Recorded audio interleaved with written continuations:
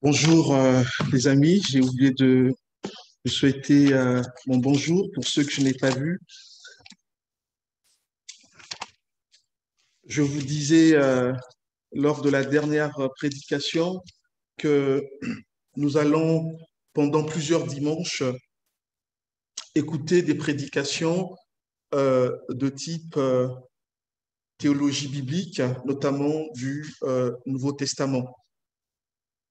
Donc, il sera question dans ces prédications d'interroger les auteurs du Nouveau Testament sur leurs pensées concernant plusieurs thèmes, tels que le thème de l'Église, le thème du royaume de Dieu, le thème des temps, de la fin des temps, ainsi que celui du salut, et ainsi de suite. Et je vous avais rappelé également que la théologie du Nouveau Testament avait pour but de mettre en évidence la voix de chaque auteur du Nouveau Testament. Le but est de savoir que veut nous dire tel auteur par rapport à un thème précis. Qu'est-ce que Dieu a voulu nous dire au travers de tel auteur? La théologie biblique du Nouveau Testament est une tentative d'étudier les contributions théologiques de chaque auteur du Nouveau Testament dans son contexte culturel, dans son contexte littéraire, historique, pour en puiser le message de Dieu aujourd'hui. Qu'est-ce que Dieu voulait dire au travers de ces auteurs dans leur contexte et comment est-ce que nous pouvons, nous, accueillir cette pensée aujourd'hui? Donc, nous allons laisser parler ces différents auteurs et nous avons commencé à entendre l'évangéliste Matthieu, notamment au sujet de l'Église. Quelle est la pensée de Matthieu au sujet de l'Église? Et aujourd'hui, nous allons entendre l'évangéliste Luc sur sa pensée concernant l'Église. En fait, Kodio, je crois qu'il faut que tu mettes l'écran de partage. Tu vois, il partage le PowerPoint là. Voilà. Il faut que tu mettes cet écran-là. Oui, pour que ça. Voilà. Oui, oui. Glody, tu peux passer l'autre slide. Non, il faut passer les slides de Glody. Est-ce que tu vois les slides de Glody? Ben, si tu es connecté sur Zoom, tu les vois, non? Tu n'es pas. Ah, tu n'es pas connecté sur Zoom. Ah, d'accord. Bon. Alors, je ne sais pas comment faire ici. Bon, c'est pas grave. Ok, d'accord. Glody, tu peux passer la slide 2 pour ceux qui sont à distance.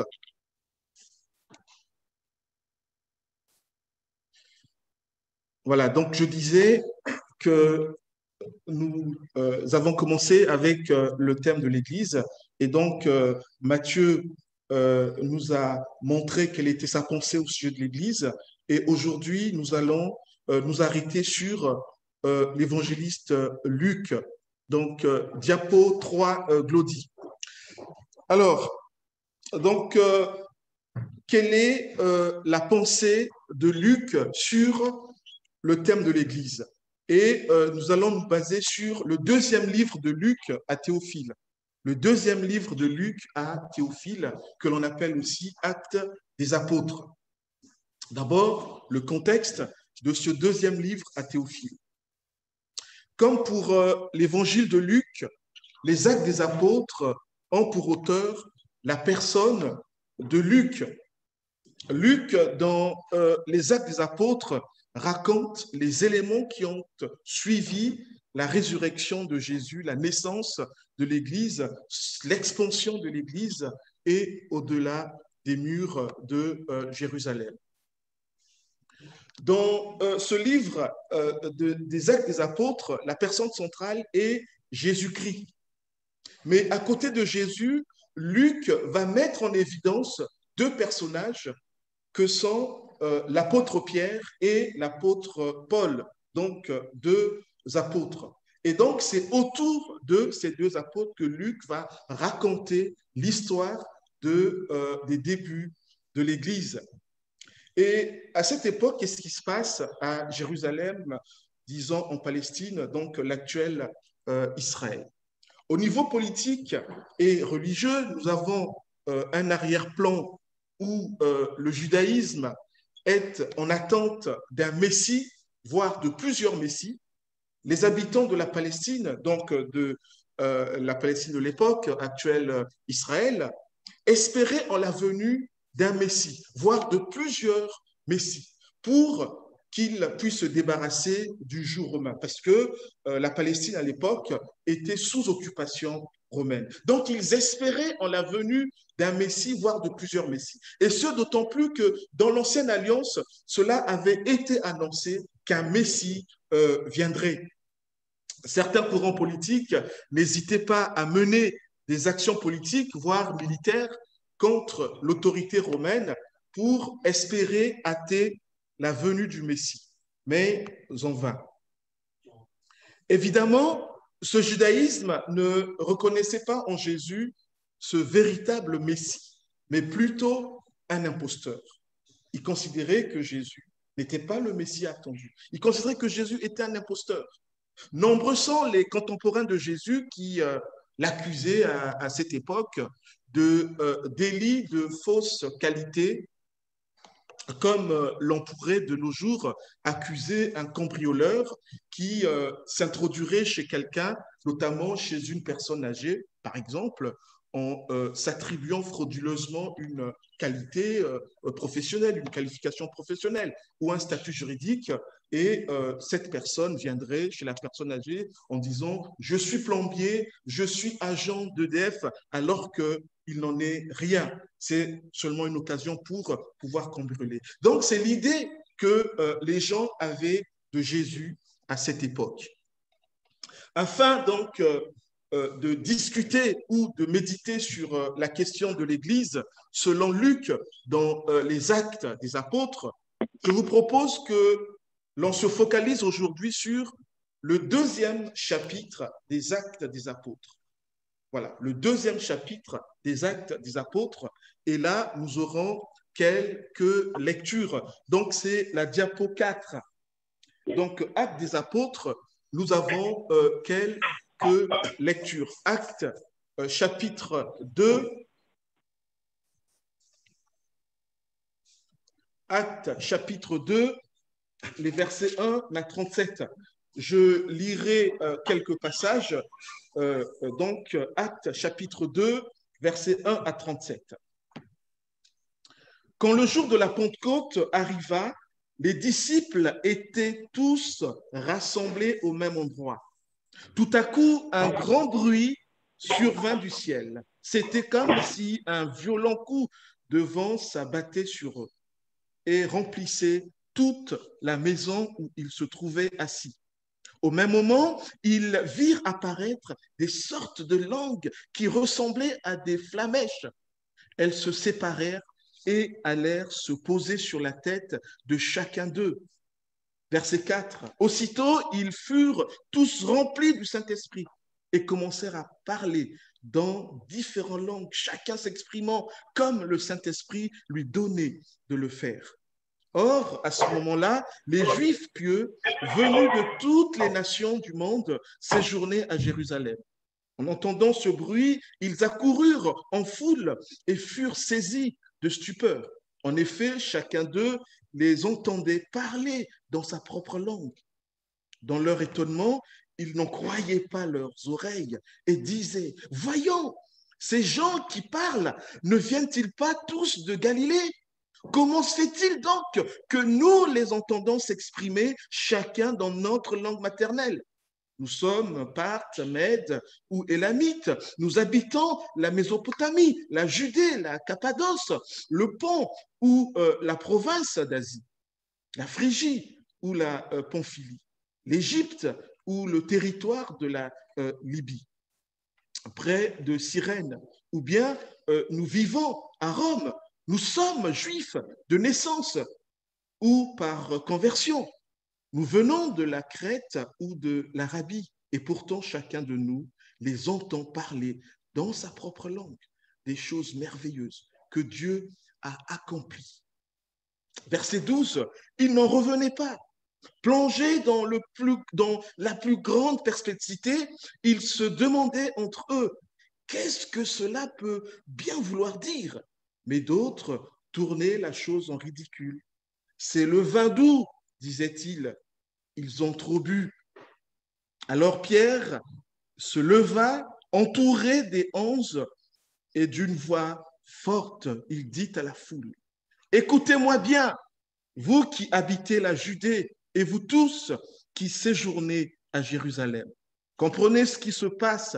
Certains d'entre vous insinuent que ces hommes seraient ivres. Pas du tout. Il est à peine 9 heures du matin. Mais maintenant se réalise ce qu'avait annoncé le prophète Joël. Voici ce qui arrivera, dit Dieu, dans les jours de la fin des temps. Je répandrai de mon esprit sur tous les hommes. Vos fils, vos filles prophétiseront, vos jeunes gens par des visions, vos vieillards par des songes recevront des révélations. Oui, sur mes serviteurs comme sur mes servantes, en ces jours-là, je répandrai de mon esprit. Ils prophétiseront. Je ferai des miracles, et là-haut, dans le ciel, et ici-bas sur terre, des signes prodigieux, sang, feu, colonne de fumée, et le soleil s'obscurcira. La lune deviendra de sang avant la venue du jour du Seigneur, ce jour grand et glorieux.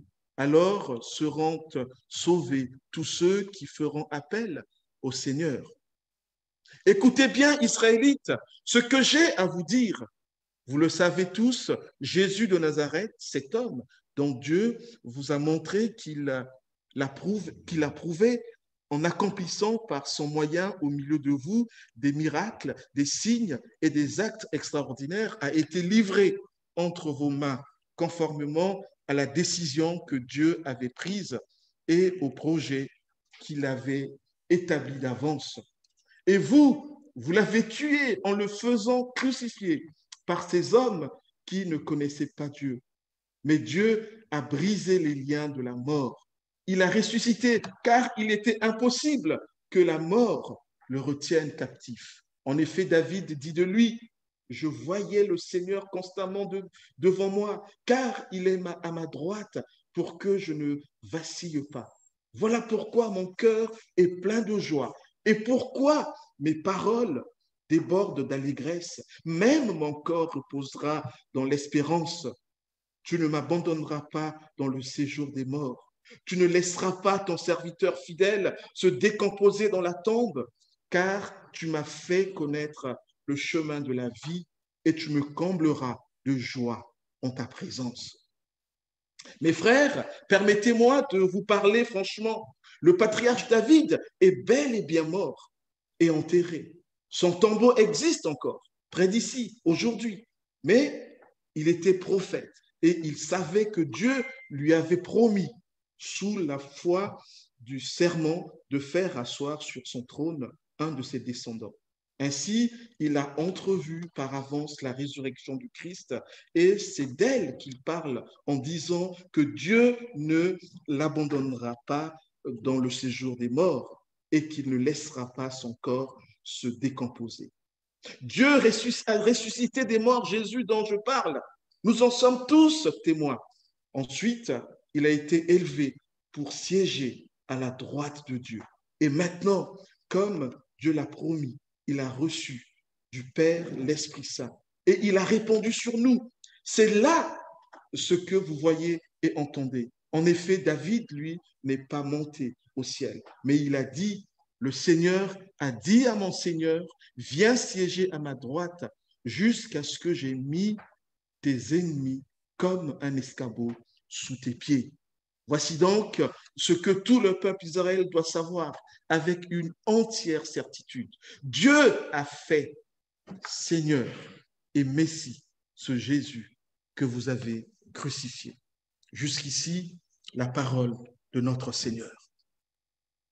Alors que les disciples sont rassemblés dans une maison, quelque part, dans un quartier de Jérusalem intramuros, peut-être un quartier proche du temple. On ne sait pas trop. Eh bien, ces disciples vivent l'expérience de la Pentecôte, c'est-à-dire l'expérience de la venue du Saint-Esprit sur eux. Cette effusion du Saint-Esprit sur les disciples se fait dans sa plénitude et s'accompagne du parler en langue, dans d'autres langues, le jour de la fête de la Pentecôte. Il faut se rappeler qu'il y a quelques siècles plus tôt, la malédiction de Babel était là, puisque les gens ne pouvaient plus se comprendre. Et Dieu avait brouillé en divisant les langues. Mais ici, nous voyons que la malédiction de Babel est renversée. Tous entendent les apôtres parler dans leur langue des merveilles de Dieu. Soulignons que dans le calendrier juif, le jour de la Pentecôte était une fête annuelle célébrée 50 jours après la Pâque. La Pentecôte donc correspondait à cette fête des moissons ou fête des semaines au cours de laquelle le peuple offrait à Dieu la première gerbe de la moisson pour témoigner sa reconnaissance. Reconnaissance à Dieu pour le don de la terre et pour ce que la terre produit également. Le mot Pentecôte vient du grec pentecosté, signifiant 50. En effet, c'est 50 jours après la Pâque qu'avait lieu cette fête. Et il y a une correspondance avec la Pâque chrétienne. C'est 50 jours après la résurrection de Jésus que survient massivement le Saint-Esprit sur ses apôtres, soit 50 jours après la Pâque dite chrétienne. Cela est visible dans notre calendrier aujourd'hui. C'est donc à cette date que vient habiter le Saint-Esprit sur ses disciples. Un moment important, car l'Église prend naissance à partir de cette date. Et donc, l'Église se crée ici et le Saint-Esprit habite sur les disciples. Un moment important pour l'Église où sont rassemblées des personnes qui viennent de partout, d'Asie, d'Afrique, d'Europe. C'est à la Pentecôte que commence le renouvellement du peuple de Dieu par l'Esprit. Parce que sous l'Ancienne Alliance, le peuple de Dieu est exclusivement, on va dire, israélite. Alors que maintenant, le peuple de Dieu vient de partout. Le peuple de Dieu de la Nouvelle Alliance. C'est ici que commence ce renouvellement. Alors, lorsque se passe la Pentecôte, il n'y a encore que des Juifs qui viennent d'ici et de là. Mais un peu plus tard, on le verra, eh ben, d'autres personnes viendront qui feront partie des nations. Et ici, nous voyons qu'il y a une correspondance entre la Pentecôte de l'Ancienne Alliance et la Pentecôte de la Nouvelle Alliance. C'est vrai qu'à la base, cette Pentecôte était l'occasion de rendre gloire à Dieu pour ce qu'il permettait au peuple, la nourriture, l'agriculture. Mais petit à petit, cette Pentecôte a évolué dans sa signification. Par exemple, entre les deux testaments, donc la période intertestamentaire, beaucoup célébraient la Pentecôte pour exprimer l'anniversaire du don de la loi, le don de la parole. Et ici, avec la Pentecôte à l'époque chrétienne, Nouvelle Alliance, on voit que la Pentecôte est là pour célébrer l'anniversaire du don de l'Esprit. Et on le voit dans la promesse que fait Jérémie, où il est dit pour tout peuple de Dieu de la Nouvelle Alliance, la Pentecôte est considérée comme la fête anniversaire du don du Saint-Esprit. Mais des jours viennent, déclare l'Éternel, où moi, je conclurai avec le peuple d'Israël et celui de Juda Une nouvelle alliance, elle ne sera pas comme celle que j'ai conclue avec les pères quand je les ai pris par la main pour les faire sortir d'Égypte. Car cette alliance-là, ils l'ont rompue alors que moi, j'étais leur suzerain. L'Éternel le déclare, mais voici quelle alliance je conclurai avec le peuple d'Israël après ces jours, déclare l'Éternel. Je placerai ma loi au plus profond d'eux, je la graverai sur leur cœur. Moi, je serai leur Dieu. Eux, ils seront mon peuple. Ils n'auront plus besoin de s'enseigner l'un l'autre. Il en est ainsi pour quiconque est né de l'Esprit, dira Jésus. Oui, nous voyons que Jérémie avait prophétisé ce moment de la Pentecôte, où tout croyant n'aura plus besoin d'un autre pour être enseigné. C'est directement Dieu lui-même, par son esprit, qui va enseigner son peuple. Et le moment de la Pentecôte est ce moment tant attendu, où le peuple n'aura plus besoin d'un enseignant. Le peuple aura pour enseignant l'Esprit de Dieu lui-même. Vous allez me dire, mais les orateurs, les pasteurs sont là pourquoi? Les pasteurs sont des instruments que Dieu utilise. Mais c'est l'Esprit qui parle dans nos cœurs et non pas le pasteur et non pas le prédicateur. C'est l'Esprit de Dieu qui parle dans nos cœurs. Suite à cette effusion du Saint-Esprit, l'apôtre Pierre fera avec brio, évidemment, il sera aidé par le Saint-Esprit, la première prédication de l'histoire de l'Église, dans laquelle il va enseigner d'une part que l'événement de la Pentecôte qui vient de se dérouler est l'accomplissement de la promesse faite par Dieu et il renvoie au prophète Joël.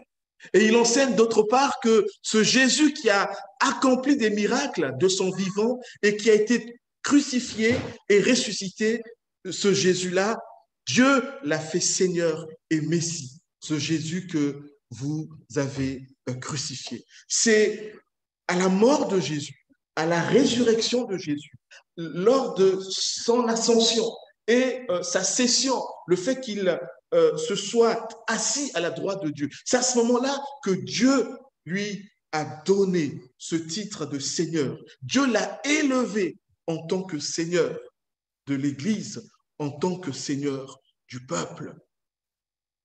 Le discours de Pierre débouche enfin sur un appel à la repentance qui exige une démarche concrète de la part de ceux qui l'écoutent. Quel principe pour nous aujourd'hui? Qu'est-ce que nous pouvons tirer de ça? Quelle application? L'Église n'a pas toujours existé. Elle date d'il y a plus de 2000 ans. C'est ce que nous voyons.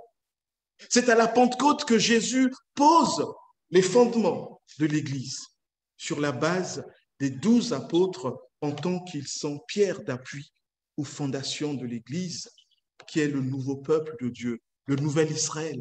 Ainsi, pourront devenir membres de l'Église chaque individu qui recevra avec foi l'enseignement des apôtres. Sans les apôtres historiques, eh bien, il n'y a pas d'Église. Et là, on ne parle pas de ceux qui se nomment apôtres aujourd'hui. On parle des apôtres historiques à qui Dieu a confié sa parole. Sans ces apôtres-là, il n'y a pas d'Église. C'est parce que nous croyons en leur témoignage, en leur parole, qui est la parole de Jésus, que nous appartenons au Seigneur Jésus.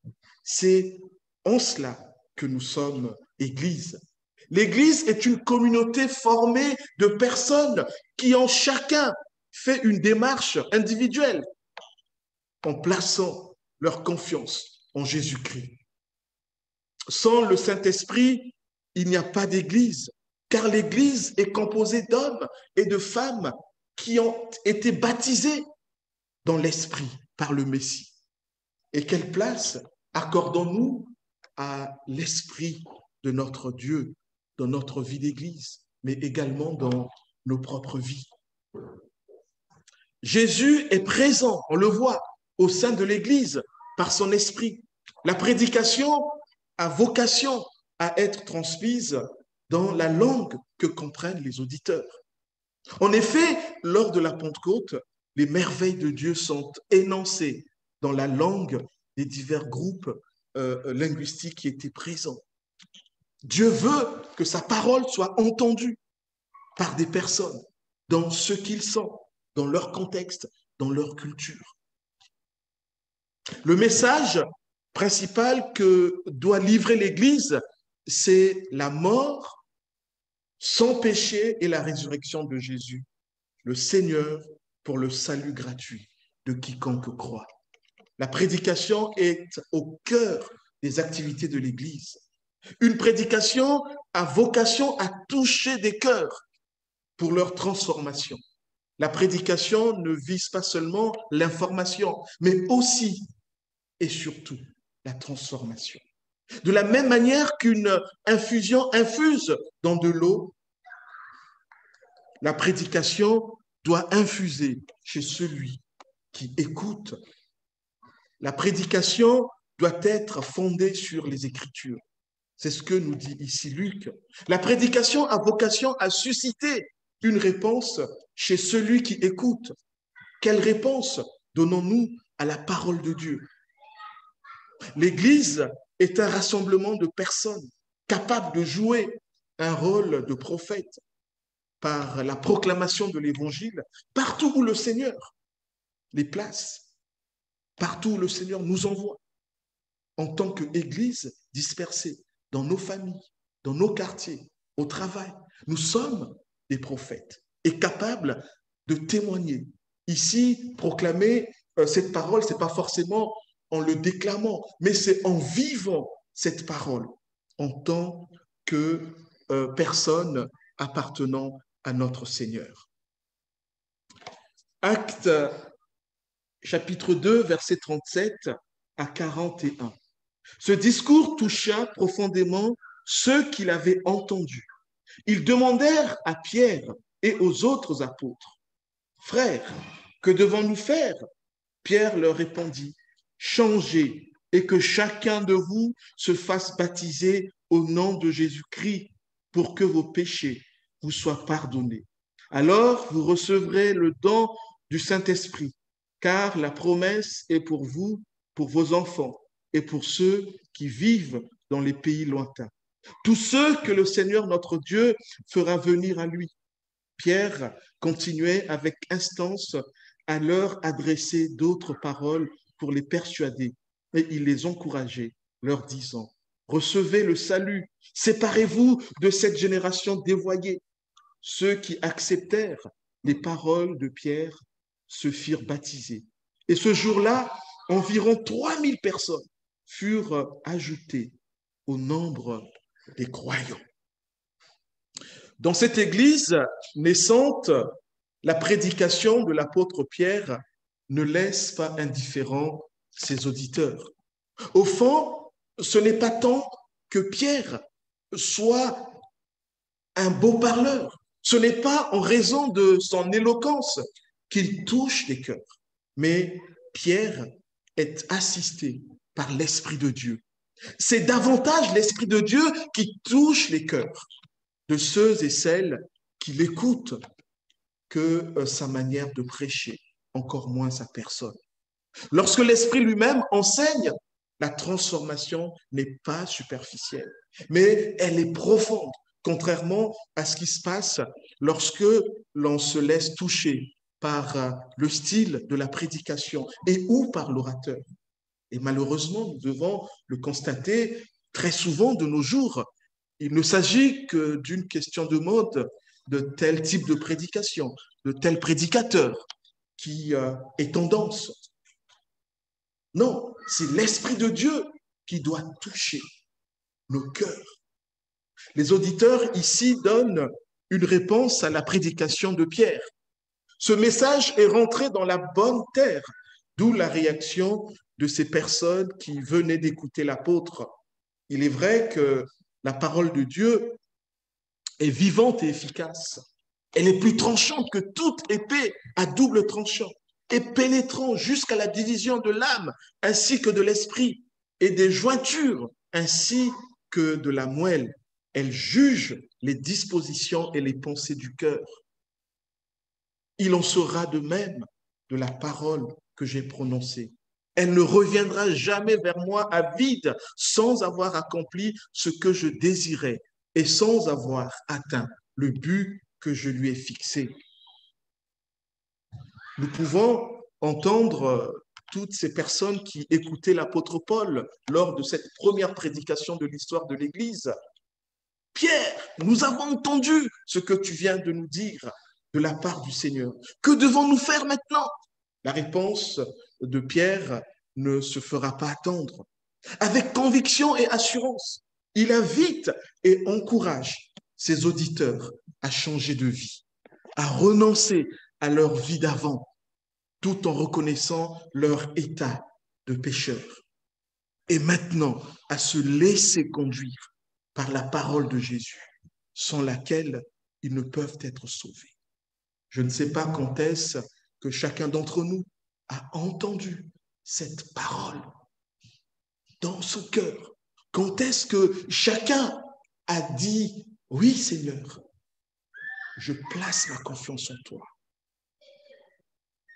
Eh bien, rappelons-nous que lorsque nous avons fait cette démarche de foi, c'est une manière pour nous de dire, Seigneur, désormais, je veux marcher selon tes voies. Je veux marcher selon tes pensées. Là est la réalisation de cette promesse faite autrefois, aussi bien aux Juifs qu'aux non-Juifs. Et Pierre invite ses auditeurs à se faire baptiser, comme le Seigneur Jésus l'avait recommandé. C'est ce à quoi on observe. Les foules se convertissent et se font baptiser et intègrent l'Église comme nouveaux frères et nouvelles sœurs des premiers disciples. En donnant leur vie à Christ et en se faisant baptiser, ces nouveaux croyants vont s'identifier à Christ. Est-ce que nous nous identifions à Christ? Nous voyons que cette Église se développe, excusez du peu, mais 3000 personnes s'ajoutent au nombre de croyants. Quelle Église ou pasteur ne rêverait pas d'une telle croissance de nos jours? Le processus de repentance initial ne s'arrête pas à la reconnaissance verbale de ses péchés, mais continue jusqu'à l'acte du baptême en Jésus-Christ. Et non pas le baptême comme cela se faisait avec sous Jean le Baptiste ou encore sous l'Ancienne Alliance, mais un baptême d'eau, un baptême au nom de Jésus, au nom du Saint-Esprit et au nom du Père. La conséquence de cette repentance initiale correspond à la conversion. La conversion devrait être suivie immédiatement du baptême par immersion, le baptême d'eau. Dès l'instant où la personne se convertit, elle reçoit le baptême du Saint-Esprit et ensuite le baptême d'eau. Je ne sais pas où nous en sommes par rapport à ce baptême du Saint-Esprit, par rapport à ce baptême d'eau. Alors, n'attendez pas que je vienne vous imposer les mains pour recevoir le baptême du Saint-Esprit. Le baptême du Saint-Esprit, on le reçoit lorsque nous plaçons notre confiance en Jésus-Christ. C'est ce jour-là que l'Esprit de Dieu vient habiter en nous. Quel principe pour nous aujourd'hui? C'est en se tournant vers le Seigneur Jésus que l'on devient membre de l'Église du Christ. C'est en plaçant sa confiance en Jésus-Christ qu'on devient membre de l'Église. L'Église remonte à la première communauté chrétienne, constituée par les 3000 personnes, ces primo-convertis. L'Église a vocation à inviter les gens au changement et à l'acceptation du Seigneur pour leur salut. L'Église doit faire la promotion du salut. L'Église, par ses prédicateurs, doit être persuasive et encourageante pour inviter les gens au changement et au baptême. Une bonne prédication, c'est celle qui est guidée par l'Esprit de Dieu. Il est préférable de compter sur l'Esprit de Dieu que sur le style d'une prédication. Vaut mieux compter sur le Saint-Esprit que sur le prédicateur. Ceci ne signifie pas que le prédicateur doit négliger la prédication lors de sa préparation. Mais c'est l'Esprit, nous l'avons vu, qui enseigne. La prédication participe à la croissance de l'Église. Le baptême devrait suivre immédiatement la conversion. Alors vous allez me dire, mais Aristide, dans notre Église, lorsque une personne demande le baptême, on lui demande de suivre une formation pendant quelques mois. En fait, on veut tout simplement profiter de l'occasion qui sépare le moment où la personne fait la demande et le moment où elle se fait baptiser, de lui donner un socle minimum pour qu'elle ait des bases. Mais sinon, c'est aussitôt qu'elle peut être baptisée. Dès l'instant où elle a donné, elle a fait confiance au Seigneur, elle peut être baptisée aussitôt. Mais si nous prenons un temps de quelques mois, c'est pour donner le minimum de connaissances à cette personne pour qu'elle sache à quoi elle s'engage. L'Église doit être un influenceur de la société et non pas l'inverse. Enfin, acte 2, les versets 42 à 47. Dès lors, il s'attachait à écouter assidûment l'enseignement des apôtres, à vivre en communion les uns avec les autres, à rompre le pain et à prier ensemble. Tout le monde était très impressionné, car les apôtres accomplissaient beaucoup de prodiges et de signes miraculeux. Tous les croyants vivaient unis entre eux et partageaient tout ce qu'ils possédaient. Ils vendaient leurs propriétés et leurs biens et répartissaient l'argent entre tous selon les besoins de chacun.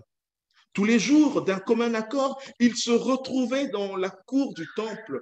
Ils rompaient le pain dans les maisons et prenaient leur repas dans la joie, avec simplicité de cœur.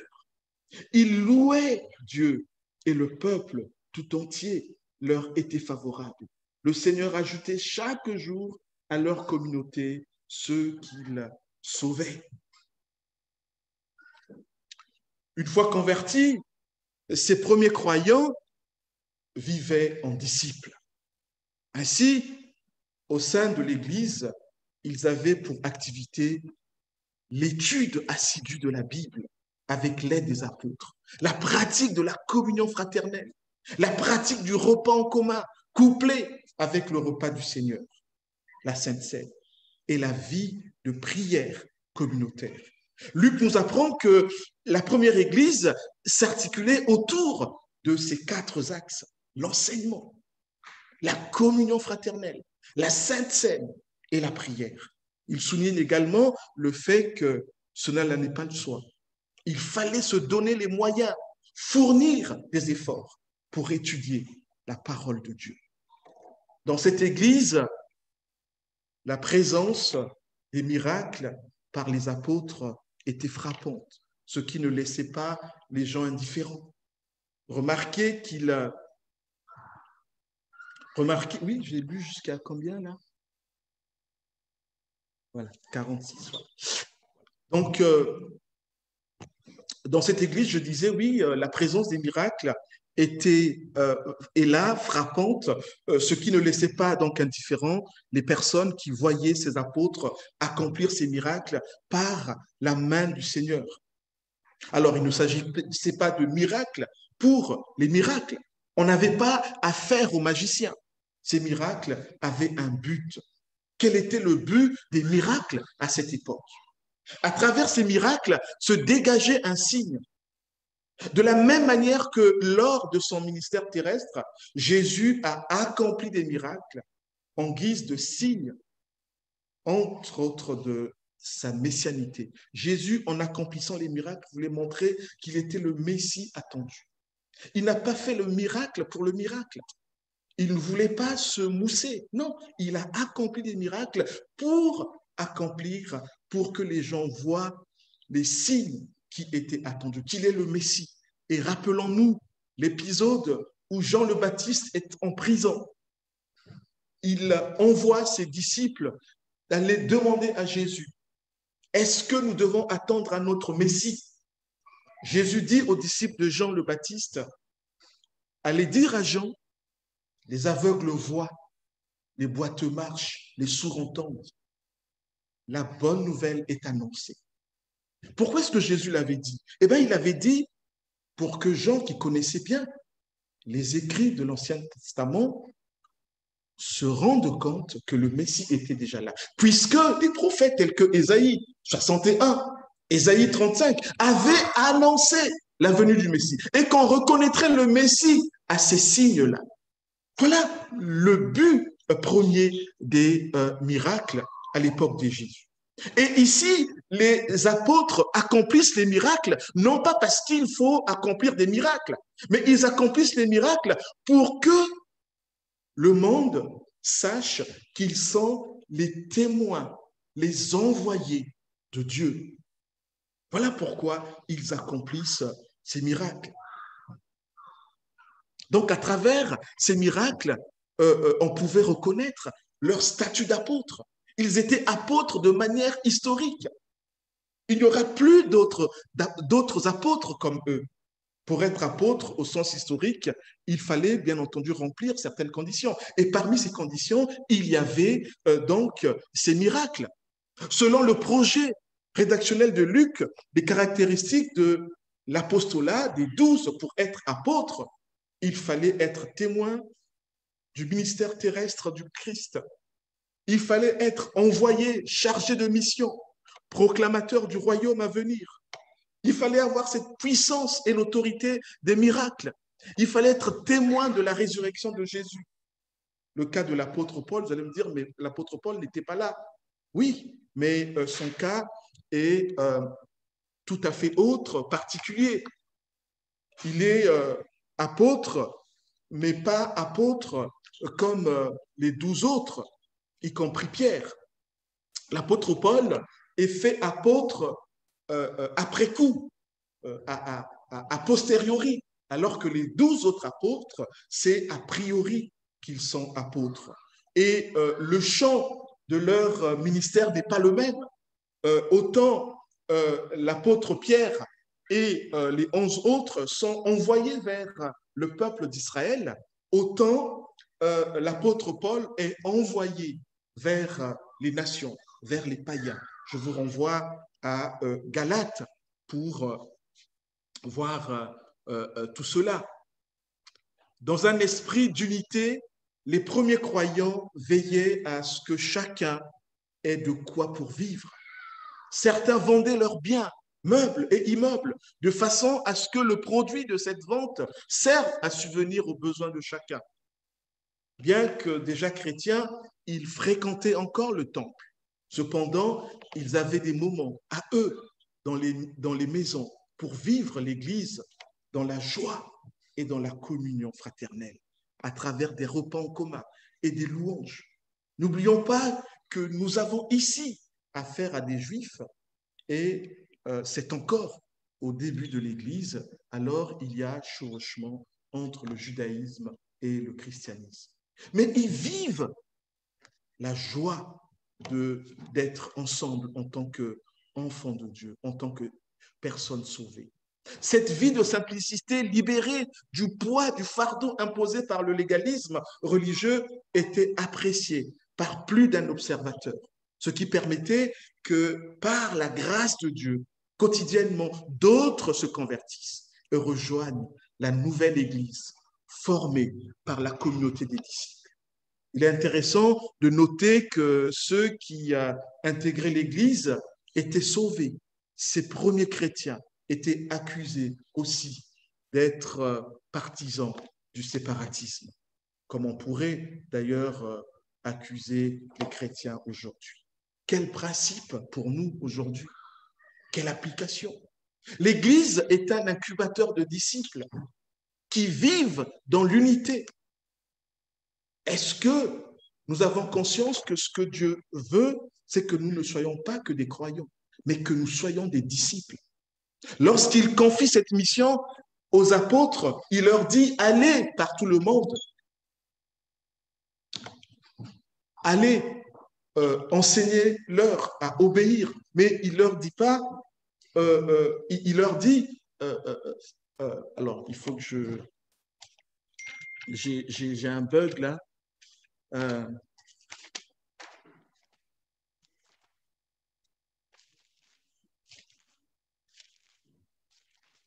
Matthieu 28, Matthieu 28, verset 18, je suis à 27 ici. Voilà. Il leur dit, alors Jésus s'approcha d'eux et leur parla ainsi. J'ai reçu tout pouvoir dans le ciel et sur la terre. Allez donc dans le monde entier. Faites des disciples parmi tous les peuples. Baptisez-les au nom du Père, du Fils et du Saint-Esprit. Et apprenez-leur à observer à tout ce que je vous ai prescrit. Et voici, je suis moi-même avec vous chaque jour jusqu'à la fin du monde. Allez donc dans le monde entier. Faites des disciples. Le Seigneur n'attend pas que nous croyions seulement, mais il veut que nous soyons à son école, jour après jour. L'Église, donc ici, est un incubateur de disciples qui vivent dans l'unité. J'ose espérer que nous pouvons parler de l'unité au sein de notre Église. Eh bien, si ce n'est pas le cas, nous devons nous amender. L'Église a le devoir d'aider les chrétiens que nous sommes à verser dans la parole de Dieu en suivant des enseignements et ou des prédications. Le dimanche, mais pas que. Les études bibliques, ensemble. Les mardis, par exemple. Ou dans les groupes de maison. J'espère qu'on reprendra avec ces groupes de maison. L'Église est là pour encourager les uns et les autres à lire et étudier la parole de Dieu seul, mais aussi en famille, sachant que ça ne sera pas toujours facile. Il nous faudra persévérer en acceptant de faire des sacrifices, en renonçant provisoirement ou définitivement à certaines de nos autres occupations. L'Église a le devoir d'aider les chrétiens que nous sommes à verser dans la prière communautaire. Tout à l'heure, Sophie a parlé de la prière. Oui, la prière les dimanches, mais pas que, les mardis. Et c'est triste de voir que les mardis, nous ne sommes pas souvent nombreux. Les prières seules, mais aussi en famille. L'Église a le devoir d'aider les chrétiens que nous sommes à prendre le repas du Seigneur, la Sainte Seine. Si nous avons placé notre confiance en Jésus-Christ comme notre Seigneur et Sauveur, nous sommes sauvés, alors nous pouvons participer au repas du Seigneur. Et malheureusement, plusieurs parmi nous se privent de ce signe de l'amour du Seigneur et ce signe de notre salut, que nous sommes au bénéfice du salut. L'Église a le devoir d'aider les chrétiens que nous sommes à verser dans la communion fraternelle, partager des repas ensemble, quoique en ce moment avec la Covid, on ne le conseille pas tellement, s'inviter mutuellement. Et on pourrait se demander, se poser cette question, qui, avant la Covid, a déjà invité son frère ou sa sœur chez lui? Prendre des nouvelles les uns des autres, participer à certains loisirs ensemble, assister, oui, ceux parmi nous qui sont malades. Une église qui ne remplit pas les conditions suivantes n'est pas une église au sens du Christ. C'est caractérisant l'enseignement des apôtres, l'enseignement apostolique. Il y a enseignement et enseignement. La communion fraternelle, la Sainte Seine et la prière. Dans l'Église, nous devons cultiver le principe d'équité et non forcément celui d'égalité. Nous devons veiller à ce que les uns et les autres ne manquent de rien. L'Église est un rassemblement de pécheurs, pardonnés et sauvés par le Seigneur. Et cela nous fait penser que nous devons nous supporter mutuellement, parce que nous ne sommes pas encore arrivés. L'Église ne doit pas s'opposer aux miracles. Dieu accomplit encore des miracles de nos jours, quand bien même tous ces miracles ne sont pas toujours spectaculaires. Mais l'Église ne doit pas non plus faire la promotion des miracles pour les miracles. L'Église doit témoigner sa joie. Ses membres sont invités à vivre et manifester leur joie. L'Église n'est pas un rassemblement des endeuillés. Nous devons être épanouis dans notre relation avec le Seigneur. Nous devons être des porteurs de joie afin de donner envie à d'autres de s'approcher du Christ. Voilà ce qu'est l'Église. Et là, j'aimerais lire quelques passages. Bon, le temps me presse. Je vous demande de lire 1 Timothée 4, versets 1 à 7 chez vous. 1 Timothée 4, versets 1 à 7. Colossiens 2, versets 20 à 23. Ah, je vais quand même les lire. Je vais quand même les lire. Oui, l'Église n'est pas un rassemblement des endeuillés, mais l'Église est là pour témoigner, signifier sa joie dans le Seigneur. Timothée chapitre 4. Cependant, l'Esprit déclare clairement que dans les derniers temps, plusieurs se détourneront de la foi parce qu'ils s'attacheront à des esprits trompeurs et à des enseignements inspirés par des démons. Ils seront séduits par l'hypocrisie de prédicateurs de mensonges, dont la conscience est comme marquée au fer rouge. Ces gens-là interdiront le mariage et exigeront que l'on s'abstienne de certains aliments, alors que Dieu a créé toutes choses pour que les croyants, ceux qui connaissent la vérité, en jouissent avec reconnaissance. En effet, tout ce que Dieu a créé est bon. Rien n'est à rejeter, pourvu que l'on remercie Dieu en le prenant. Car tout ce qu'il a créé est saint lorsqu'on l'utilise conformément à sa parole et avec prière. Expose cela aux frères et tu seras un bon serviteur de Jésus-Christ, nourri des paroles de la foi et du bon enseignement que tu as fidèlement suivi. Mais rejette les récits absurdes et contraires à la foi. Voilà, l'Église est là pour des personnes qui vivent leur joie de se savoir sauvées. Parce que Jésus a dit, tout est accompli. Alors, ça ne signifie pas que nous allons forcément, nous n'aurons plus de pépins, nous serons des épreuves, mais nous serons conduits malgré tout par cette joie. Et je ne dis pas que forcément on aura un sourire jaune, banane, non, mais cette joie intérieurement nous portera parce que nous avons placé notre confiance en Jésus. L'Église doit veiller à sa croissance. Elle doit, avec l'aide du Seigneur, se préoccuper des non-chrétiens et aider le monde à voir Dieu au travers de sa parole, au travers de notre témoignage.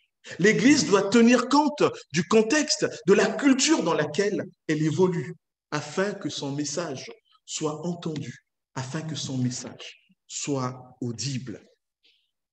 Voilà ici présenté ce que pense l'évangéliste Luc sur l'Église au chapitre 2. Et prochainement, nous allons voir ce qu'il pense, mais avec les autres chapitres qui suivront.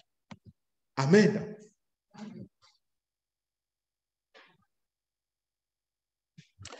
Notre Dieu, merci pour ta parole. Permets que cette parole nous aide à vivre comme toi tu le veux, Seigneur, et que tu nous donnes d'être ces membres de l'Église comme tu le veux aussi, et de considérer l'Église selon ce que toi tu as prévu pour elle. C'est dans le nom de notre chef Jésus-Christ que nous te prions. Amen.